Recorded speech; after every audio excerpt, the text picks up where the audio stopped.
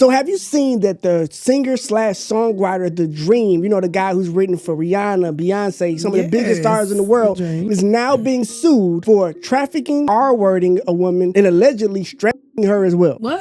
The Dream? The Dream. So look, and the story's a little crazy because it seems like he used his relationship with Rihanna and Beyonce, or his associations with them, to manipulate this woman into this relationship and to be able to do all these crazy things that he's accused of doing to her. And it's kind of like that whole like R. Kelly / Diddy thing he got going on here with the, trapping her in the situation where she feels like she has no power and she cannot leave. And the whole situation is crazy, but the lawsuit and what is detailed in there is wild, and we're going to dive into it. So, according to the LA Times, the producer The Dream has been accused of trafficking, battery, and R-wording a woman in a new lawsuit. The 8-time Grammy winner, named in the lawsuit as Terrius, whatever that middle name is, Diamant, is accused in a civil suit of trafficking a then 23-year-old songwriter, Chanaz Monroe, also known as Channy Monroe, in 2014. Monroe alleged that she was trafficked under the guise of a legitimate recording and distribution contract, and that the Umbrella and All of the Lights hitmaker instead lured her into an abusive, violent, and manipulative relationship. She is seeking unspecified damages in a jury trial. So she's alleging that The Dream and his depraved behavior was facilitated by the label Contra Paris and Epic Records, whom she says he allegedly persuaded to invest in her and then edged her out of negotiations, then used the corporate funding to assist in his trafficking venture. So basically what he did was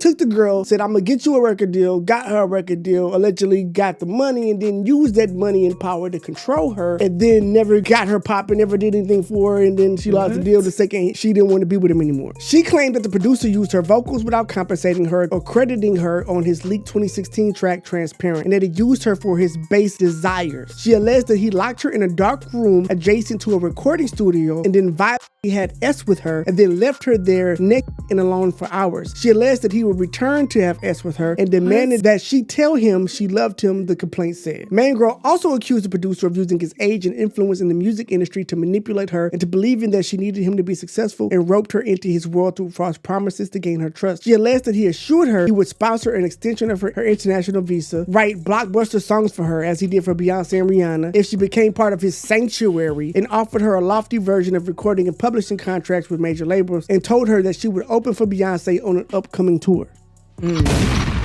She alleged that Dream, who was married and had 9 children by 4 women, controlled all aspects of her stay in the United States, including providing housing in LA, transportation and food expenses, and keeping close track of her location at all times. He allegedly forced her to drink excessive amounts of alcohol and frequently stressed her doing violence. At one point, choked her until she almost lost consciousness. He also allegedly refused to wear any protection during intercourse, despite her protests, and became enraged when he discovered that she was on birth control because he believed it to be a sign of disrespect. Here we go, they're crazy. She also alleged that he R-worded her in the back of a renovated Sprinter van and forced her to engage in acts in public movie theater, where he also recorded her during and used the existence of the recorder to threaten her into silence. And also in this story, I read this in the lawsuit, if I'm not mistaken, he takes her into this movie theater, right? There's a guy there already. And then she alleges that he forced her to do all these things while the other guy was in the movie theater watching. Yeah, so these are the kind of crazy things that she alleged. Creepy world out here. I don't know what happens when certain guys get money and go full creep mode. Like, I don't know. They've been creeps. I don't know where do we get these ideas from?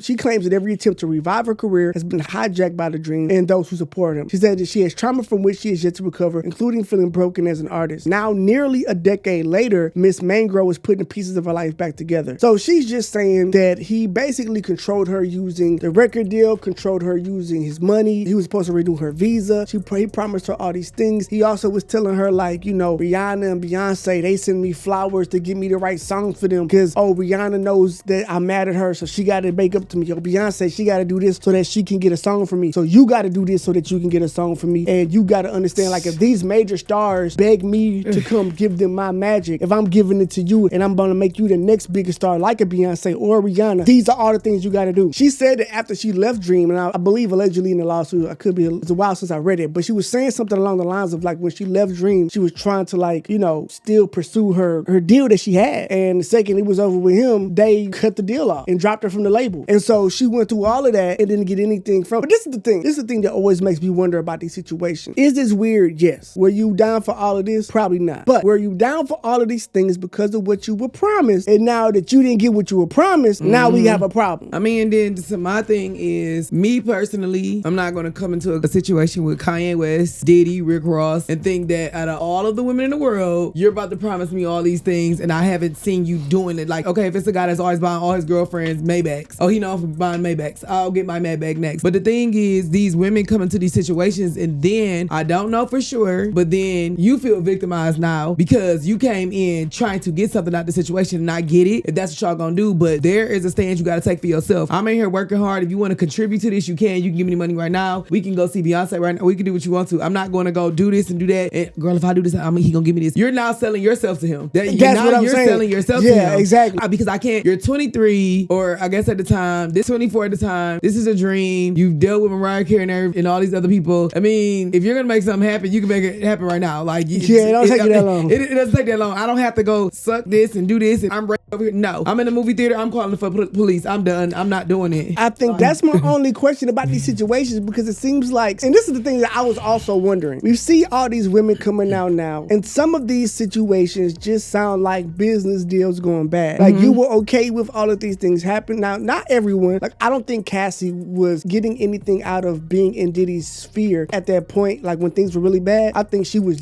literally just trapped at a certain point. But I mean, we saw her get dragged, you know what I'm saying, back in the hotel room when she tried to leave. But I think in some of these situations, you're making a deal, and I just wonder how many people do we know in the industry who made these deals, actually got famous off of it, and then never said nothing. So that's my thing, is like, how many people are still around who, like, maybe there's guys who did this, but they just kept their promises. You know what I'm saying? So they didn't end up getting sued later on. Yeah, they did. And then a lot of these women, they know what they're doing. If I go over there and I start seeing, like, girl, Diddy acting weird, he's snoring, I'm about to go. They be like, girl, you I ain't about to go. A lot of people will stay in situations because of finances, and now you're angry because now you're 40 or you 50, and then your lawyer is just like, you know you can sue him. It ain't no singing no more. That singing's out the window. Look. No, you know you can sue him, because my thing is, like, no, I never wanted to go to an R. Kelly concert. Did I listen to him? Was I like, oh, R. Kelly handsome? No, I don't want to go. I'll get anxiety if he tell me to come here. No, I'm not going. Y'all walk into these traps. I don't want to go with this grown. How old is the dream? And she probably was. I mean, I don't. You got 9 babies with 4 women. Yeah, like, I mean, are you really in this relationship? It was a red flag from the beginning for me. And then I get it. It's just like, okay, I'm at the studio. Well, you can come see me up here, because one thing about it, just because you give him some vagina or you do some stuff, that's not going to guarantee your spot in the world. He got all these kids already. I understand that some of these women are victims. Some of them are disgruntled because they didn't get the outcome that they wanted, and they probably wouldn't be saying this if they got the outcome that they wanted. But I think at a certain point, and especially as these lawsuits become more and more public, so now the general public is more aware of what's going on behind,